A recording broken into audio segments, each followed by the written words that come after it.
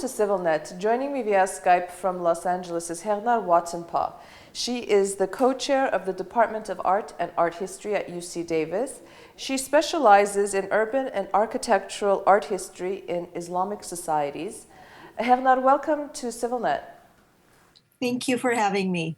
You recently wrote an article, a piece in the academic journal of the Society of Architectural History about the city of Ani.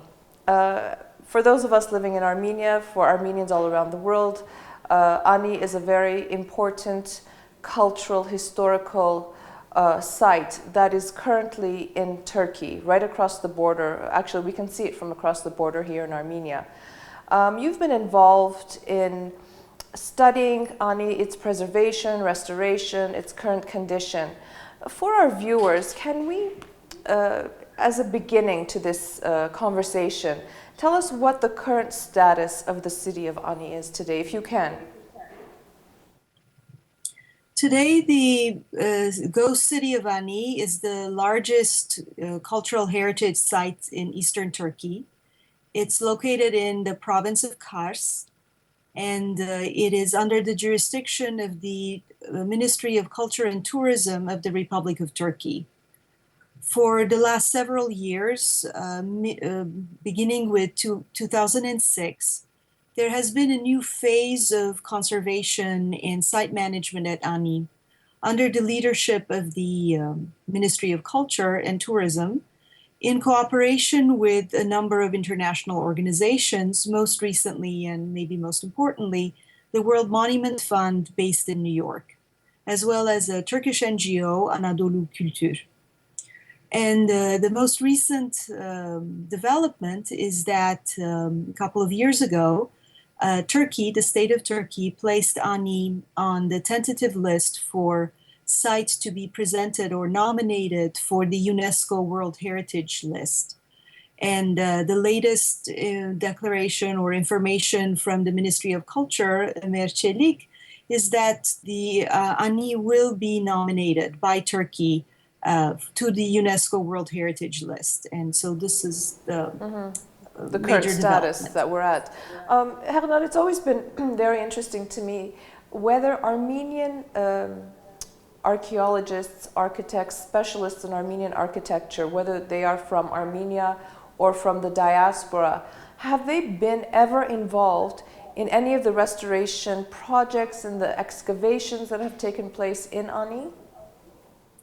In recent years, there have been Armenian experts, Armenians from Turkey, Armenians from Armenia, and Armenians from Russia, as well as some Armenian experts from the United States and Europe who have participated in a limited sense as consultants or as advisors, but not in a formal way. Has there not been an official or formal request by the Republic of Armenia to take part in the preservation of, I mean, Ani is one, as I said, it is such an important historical and cultural, it's part of our heritage. It's astounding to me if that hasn't taken place, but correct me if I'm wrong. As far as I know, there has not been, I believe, a formal request from the Republic of Armenia to the Republic of Turkey. Okay, and so what does that mean at the end of the day? I mean, do we place importance on this, and how, as Armenians, can we ensure that there isn't, that it is being preserved, that its heritage is being preserved in a way that is true to how it was built, centuries ago? Obviously, many Armenians in the Republic of Armenia and elsewhere feel very strongly about Ani. For us, this is a sacred place. It's a central cultural symbol. It's one of the most important architectural monuments produced by Armenian communities throughout history. So this is a very important site for Armenians. I'm pretty sure the Turkish government is very aware of that. And obviously there is a lot of anxiety on the part of a lot of Armenians, activists, or regular community members who would like to see would like to see Ani conserved according to the highest standards of conservation. And have they been? I mean, as an expert in this area, you've been to Ani. In your estimation, in your professional opinion, any work that has been done, has it been done properly? That's a very complicated question, partly because the process of conserving, restoring, or stabilizing various structures at Ani has had a long history, even since the 90s. So since the gradual demilitarization of the border area, the fall of the Soviet Union. And there was a first phase during the 90s where there were a lot of activities at Ani that many believe, and even now, the Turkish Ministry of Culture internal documents also agree, were not done in any way, in a manner that anyone would consider satisfactory. I believe that phase of what many have called destructive restoration does not continue. We're now in a different phase. But what preservation of conservation of historic monuments mean in the broader profession of historic preservation or conservation, there are a lot of controversies within the field. Some people maintain that structures, you have to have minimal intervention, simply stabilize what is there just to ensure the safety of visitors. Do not fix anything, let the monuments decay at their own natural pace. This is one approach. Another approach is to intervene a little more, give more of a sense of the way monuments used to be. There are other approaches that aim to preserve all of the layers of the monument's history. Some of the monuments at Ani, as in many other places, have had various uses. They have been churches, there have been mosques, there have been churches again. And now since the late 18th century, Ani has been an abandoned city before its revival in the late 19th century.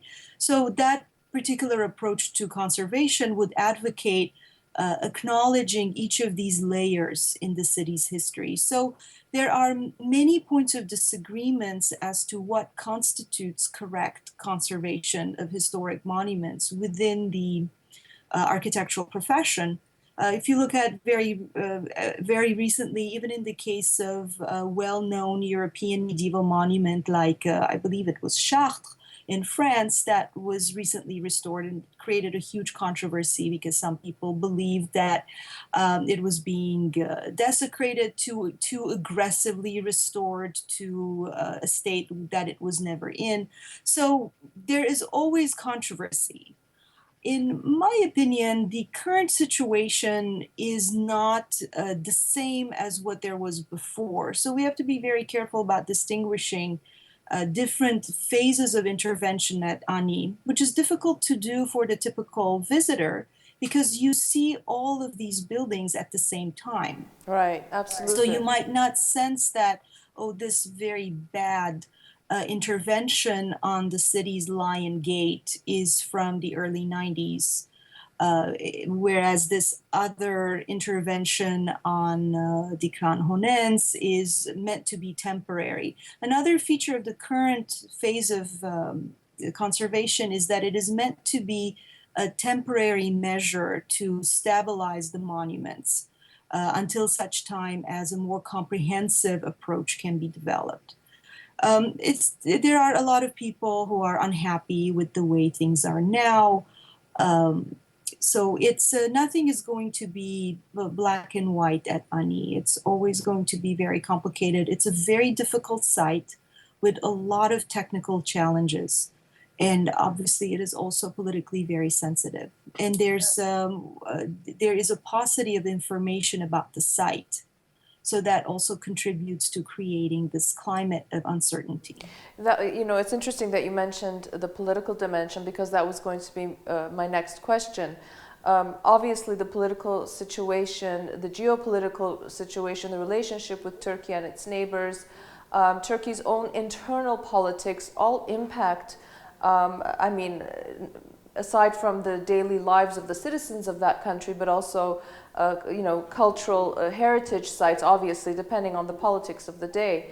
And would it be fair to say that, you know, over the last century, since the establishment of the Turkish Republic, there have been different phases. There have been military coups, there's been now relative democracy in that country. Have those phases directly impacted the condition or preservation policies or programs at Ani? There is no doubt that Ani is always central in every Armenian-Turkish rapprochement or other political process, that it is very clear. And in some ways, this is unfortunate, obviously, because it makes anything that happens at the site extremely politicized, extremely sensitive. But on the other hand, it also shows that this is a site that is truly central to Armenian culture, Armenian history, and the Armenian present. Currently, the latest is that the Minister of Culture, the Turkish Minister of Culture and Tourism, has announced what he calls Ani diplomacy. And it appears that what this means is that through the conservation of a site like Ani, this is meant to signal to the world that there is no problem with Armenians in Turkey, that this is what it appears that the minister is communicating. So whatever Ani diplomacy ends up achieving or not achieving, it's very clear how central this central politics is to the preservation of this site. Sorry, go ahead. In the past, right before football diplomacy, we all remember football diplomacy and the process of the protocols between Turkey and Armenia. Just before there was the first football match, I believe, that both the presidents of Armenia and Turkey attended, President Gül of Turkey made a formal visit to Ani. So Ani is very central as a symbol and also as a site of political activity, political statements. Heghnar, just as a final question, it might be a loaded question, it might be an unfair question, but you know, I'm going to ask it anyway. As a specialist in this field, what would you envision for Ani's future, for its preservation, and what can Armenians do to ensure that preservation in a way that honors and respects the important central part that it plays in our lives? Well, obviously, Ani, I think, is one of the most extraordinary, if not the most extraordinary place on earth. It's an incredible site that is very large, and very little of it has been explored. It presents a tremendous opportunity for research and also for visitors, as a potential for tourism, because it is this pristine medieval site. As you know, it has been deserted since the late Middle Ages.